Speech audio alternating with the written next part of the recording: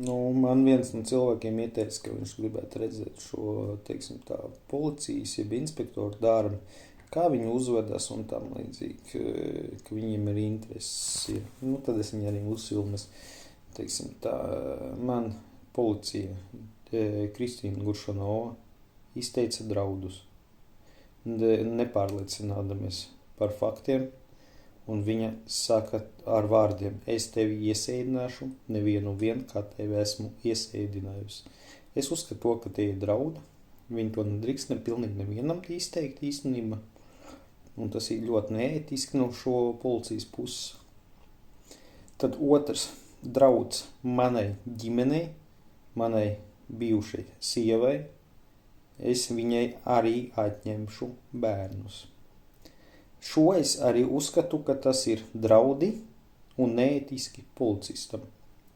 Tālāk.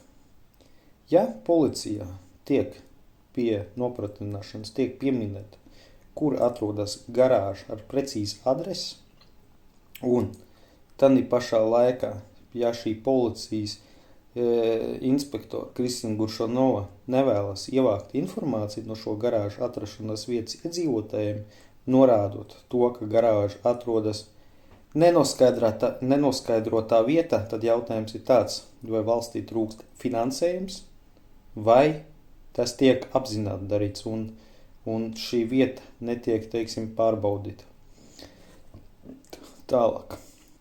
Lietā tiek pamanīta neprecīzi ieraksti, uz kuru tiek zvanīts uz dienas tālruni, un informēts par šiem neprecīziem ierakstiem, uz ko saņem atbildi: neuztraucies, mēs pret tevi neko nemuhļiem.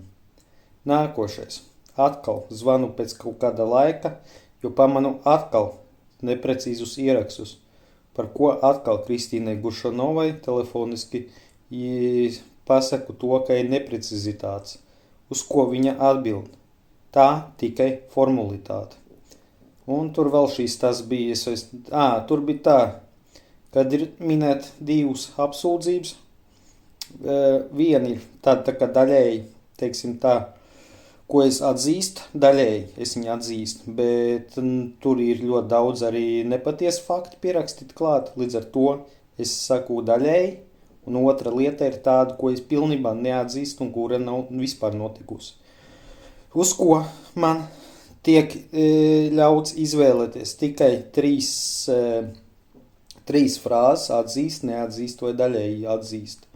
Un neļauj pamatot tieši uz šo dokumentu, jo norāda to, ka tu šo pamatojumu rakstīsi uz cita dokumentu. Un šo dokumentu, kur es uzrakstu to, ka es it kā daļēji atzīstu, bet diemžēl tur ir neskapēc ir divas apsūdzības, neskapēc, ja viņas nav atsevišķi izveidotas, jo saprot, ko nozīmē daļēji atzīst. Tas nozīmē to, kā atzīst divas apsūdzības daļēji, uz ko es nesaprotu, vai valstī ir kaut kāds bardaks šādā veidā likumdošanā, vai kā tur ir, bet neļauj pamatot un rauj gandrīz no rokām ārā šo dokumentu, uz ko uzraksta daļēji, un neļauj pamatot, ko es gribēju izdarīt.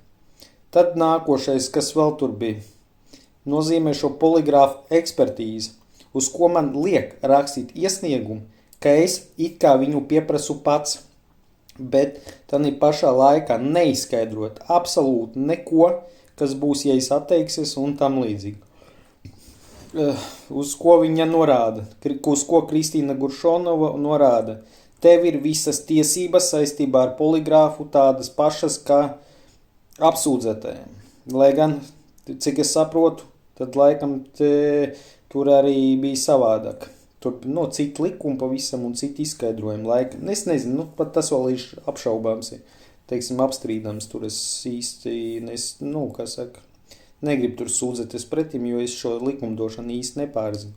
Bet es tik daudz pārzinu, ka policijas inspektors nedrīkst izteikt draudus, nekādus, absolūti nekādus, viņam jābūt neitrālam, jāpilda savu darbu pienākumu. Un es uzskatu to, ka tas ir ļoti neētiski, un es vēl nesaprotu, kāpēc ir jāraksta šitie te, kā viņas sauc, kas īsti nav tā kā pēc maniem vārdiem, Tas ir viens. Otrs, es neatceros gadījumu, ka es būtu sekojis līdz šim tekstam, kur viņa raksta, kas sekoja līdzi tekstam un pēc maniem vārdiem pierakstīts pareizi. Es visu, ko es atceros, ka viņi sēdēja otrā pus galdam un man lasīja šo tekstu, uz ko man lika parakstīties tā, pēc maniem vārdiem pierakstīts pareizi. Viņi teica, pagaidi, un raksti to, ka tekstam sekoja vēl līdzi. Saprot, viņai vēl tā aizdomājas, viņa saka, uzrakst to, ka tu sekoji līdzi. Šo es arī īsti neizprotu. Kāpēc man liek rakstīt sekoji līdzi, ja es viņu būtībā neredzu šo tekstu.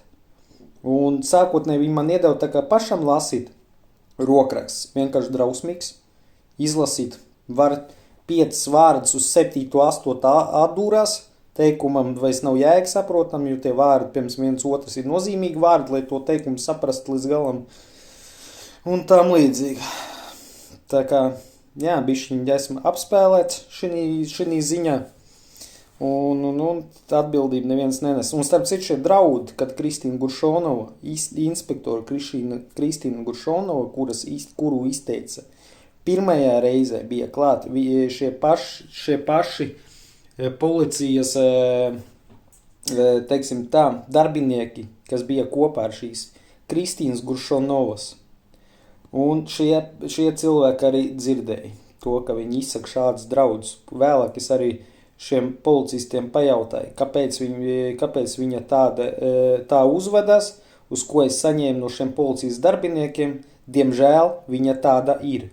Es uzskatu to, ka šādam policistam nebūtu jāatrodas šādā amatā, it sevišķi, ja viņam nav šī ētika mācīta, vai viņš nav, es nezinu, policijas skolā varbūt ir palaidis garām to, kā jāizturas vispār pret cilvēkiem. Reāli, man neizprast. Un, jā. Un šitie poligrāfi viltojumi man vienkārši tracināri. Un es saku, vai nu tas notiks likumīski, ka es to panāks, ka šo disku izskata, vai nu būs jāapdomā citu variantu. Tā kā tā. Tauta. Kādi mums ir šie cilvēki, es reāli nesaprotu. Un šādi cilvēki strādā, bet šādīs valsts amatos. Kāpēc, ne? Labi, ka es te daudz neko neteiks, jo te ir daudz un dikti runāt par šiem cilvēkiem, kuriem tiešām nebūtu šis amats jāieņem.